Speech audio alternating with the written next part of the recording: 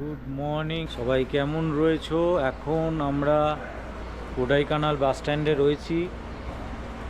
এখান থেকে আমরা কোয়েম্বাটুরে প্ল্যান করছি। কোয়েম্বাটুর এখান থেকে যেতে গেলে দুটো অপশান আছে। একটা হচ্ছে এখান থেকে direct Coimbatore, almost 5 to 6 hours. আর একটা হচ্ছে এখান থেকে পালানি, পালানি বাস ধরতে হবে। পালানি বাস এখান থেকে almost Kodaikanal bus stand two Palani 65 to 70 kilometre, 70 kilometre almost. 3 ঘন্টার মতো টাইম লাগবে। তা সেটাও করা যায়, এখান থেকে বাস ধরে পালানি যাওয়া যায়। পালানি থেকে অনেক গাড়ি রয়েছে, এখানকার কমিউনিকেশন অনুসারে অনেকগুলো গাড়ি রয়েছে যেগুলো কোয়েম্বাটুর অবধি যাওয়া যাবে।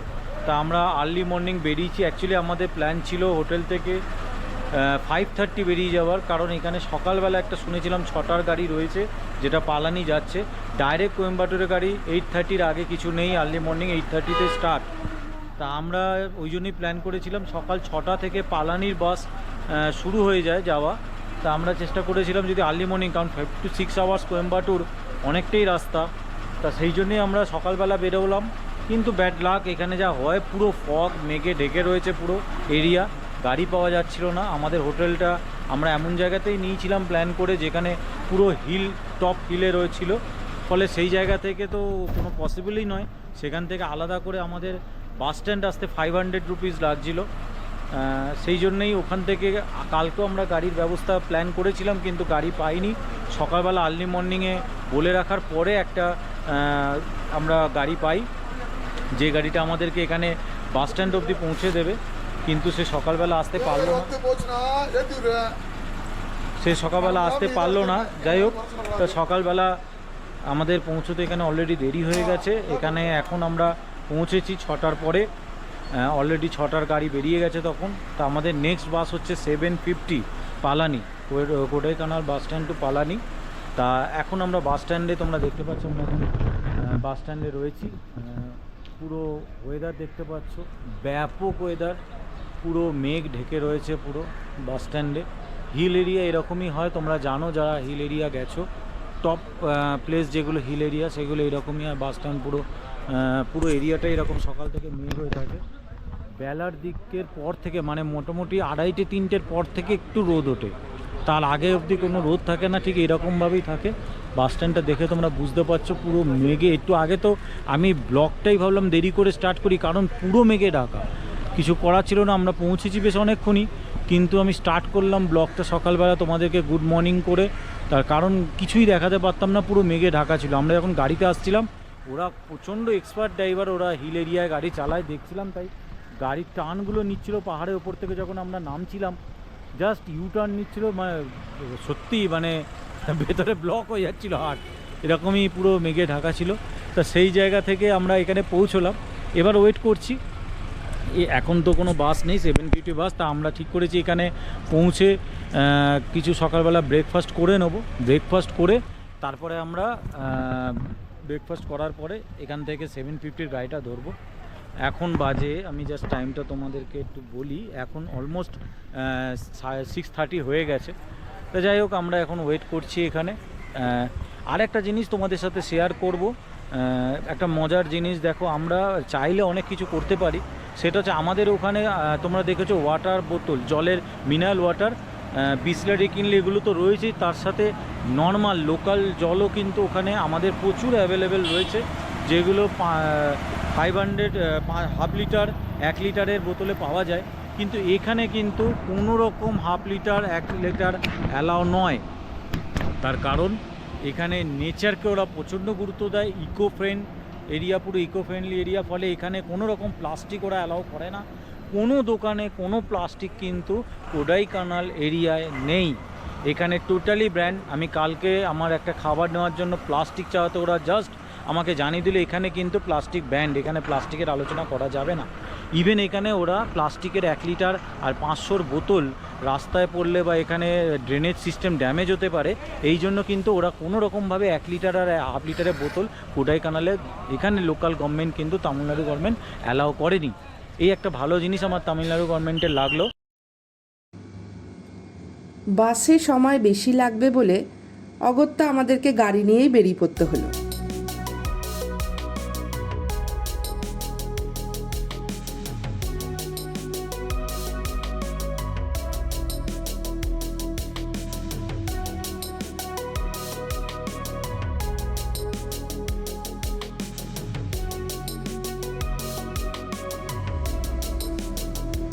কুয়াশায় আচ্ছন্ন কোডাইকানালের মনোমুগ্ধকর সৌন্দর্য এক অনন্য অভিজ্ঞতা।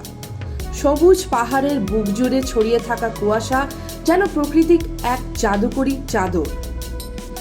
চারপাশে ঘন সবুজ বন, মেঘে ঢাকা উপত্যকা আর হালকা ঠান্ডা হাওয়া এক অনাবিল প্রশান্তি এনে দেয়। পাহাড়ের গা বেয়ে নেমে আসা কুয়াশা যখন গাছের ডালে স্পর্শ করে তখন মনে হয় যেন প্রকৃতি নিজেই ছবি এঁকে চলেছে। লেক, জলপ্রপাত আর পাহাড়ি রাস্তার ধারে দাঁড়িয়ে থাকা চায়ের দোকানগুলো এই সৌন্দর্যে যোগ করে এক নির্মল ছন্দ। কোডাইকানালের এই কুয়াশাচ্ছন্ন পরিবেশ হৃদয়কে ছুঁয়ে যায় এক নিঃশব্দ গভীর আবেগে।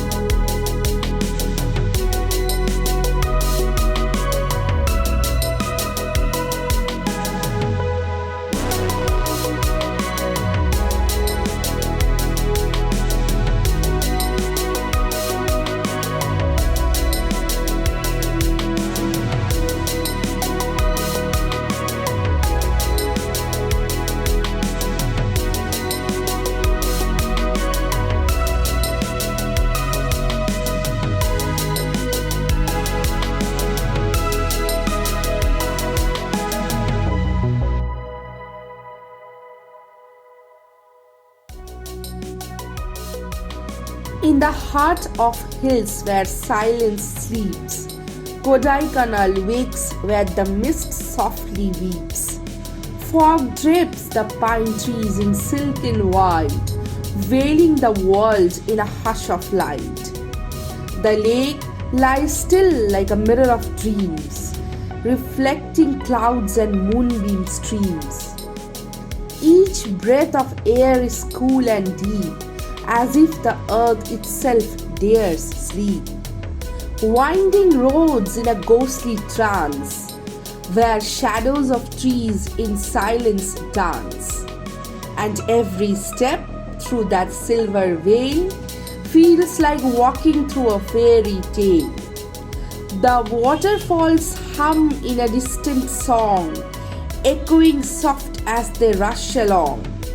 The world is blurred yet so alive, as if the skies themselves arrive. So if you seek peace, not far, not wide, just follow the fog where the spirits hide. Kodaikanal calls with a lover's sigh, a kiss from the hills beneath the sky. Thank you, keep watching and subscribe.